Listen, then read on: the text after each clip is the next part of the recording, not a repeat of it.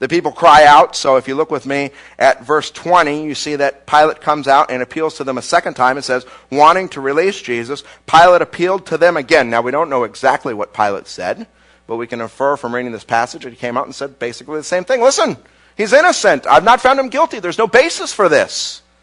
The people, though, keep shouting. They keep demanding. So he comes out a third time. You see that in verse 22? Not once, not twice, but a third time. This time he says, why? What crime has this man committed? I have found in him no grounds for the death penalty. So not once, not twice, but 3 times in this public trial, the judge of Jesus publicly says this man is innocent. And I think it's important for us to hear this, that at the end of Jesus' life, as he came to an end, there was a judge, and that judge publicly, in front of all the people who were accusing him, said, he's innocent. And I think the words here go, at least for Luke, far deeper than just what we read here on the page. I think Luke wants us to know in a very profound way that he's not just innocent of these charges, but he is innocent. As you read through the life that Luke presents, he presents Jesus as being one who's completely sinless, which is very, very important. This is a man who never sinned. He was perfectly righteous. If we were to use this morality ladder, we would say he's all the way at the top. He's perfectly righteous. Not once, not twice, but 3 times, the man who judges Jesus, who sits on that throne and pronounces a sentence, says, he's innocent, he's innocent, he's innocent. Okay, that's the first thing we need to take note of. Second thing to take note of. Why then is Jesus condemned to die? I mean, what happens? And Luke wants you to know that he was condemned to die because of the people. And I want you to see this. So the first time he comes out, he says, listen, I've examined this man. There's no basis for your charges. Look with me at verse 18. It says, with one voice, which means the people, the rulers, the chief priests, they're all together, and with one voice, they cry out, they say, away with this man. Then, he comes out a second time. You saw that in verse 20. He appeals to them. And if you look with me at verse 21, it says, but they kept shouting, crucify him, crucify him.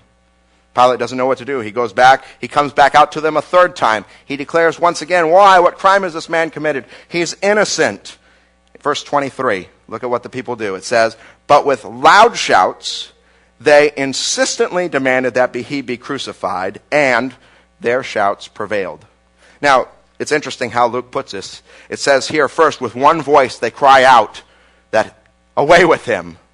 But as this passage goes, each of the times they come out, for each innocent statement, he's innocent, that Pilate gives, it's like they become more insistent. So the first time, with one voice they cry out. The second time here, in verse 21, it says they kept shouting, crucify him, crucify him. By the time you get to the third time, verse 23, you see how much bigger it is? With loud shouts, they insistently demanded that he be crucified. It says, and their shouts prevailed. So, Jesus is innocent. We got that. Why'd he die? Because of the people.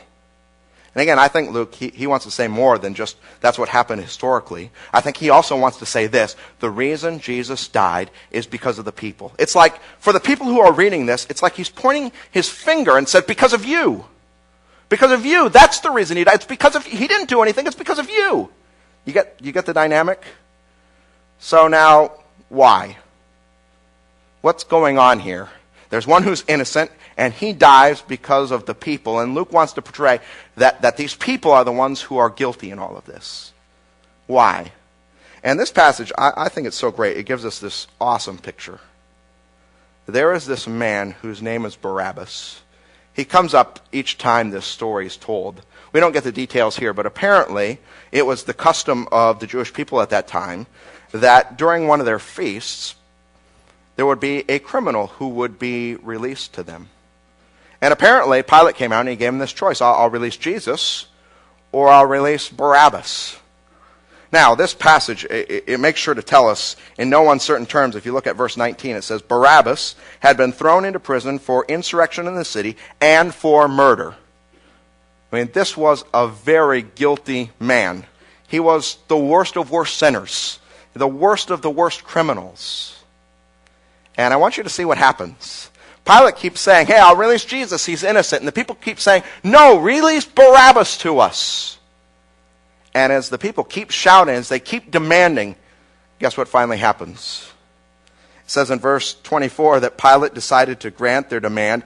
He released the man who'd been thrown into prison for insurrection and murder, and the one they asked for, and surrendered Jesus to their will. And I think about this picture. Imagine you're Barabbas. You're sitting in your jail cell. You know today's the day you're going to be crucified. It's the day you're going to die. You hear the soldiers coming. You're sitting there realizing that today's the day. You hear the sounds. You prepare in your heart. You know that nails are going to be driven through your hands and feet, that you're going to die the most agonizing death. The soldiers take their keys, they open the jail cell, they fling open the door, and they say, Barabbas, you're free. Jesus died in your place. You get up, you walk out, you walk away, and you're free. Why? Because someone else who is completely innocent is hanging on that cross in your place. Which gives us insight into what the good news of the gospel is. I want you to think about what it's going to be like on that day when you stand before the judge. When you're before the judgment seat of God. You know what the verdict is. You know you're as guilty as all get out and you deserve to die. And you hear God say, get up, you're free. Jesus died in your place. You know, in church we often talk about grace and mercy. That the punishment we deserve has been placed on someone else. I don't think we even know what that means. But I think on that day, when we get up and we hear God's voice say, go free, Jesus died in your place. That's a day when each and every one of us, for the first time probably, are really going to understand what mercy is all about. And that's the good news of the gospel. Every one of us, if we sit here and really contemplate what our condition is going to be on that day, we know where we stand. There's not one person who can say, yeah, I've never had a stray thought. I've never sinned. I'm perfectly innocent. But what we can do is give our life to Jesus. And if we put our trust in Him, then on that day when our sentence gets pronounced, we're going to hear these words, Christian, go free. Jesus died in your place. And I think it's on that day that we're really going to understand what grace and mercy is. Amen?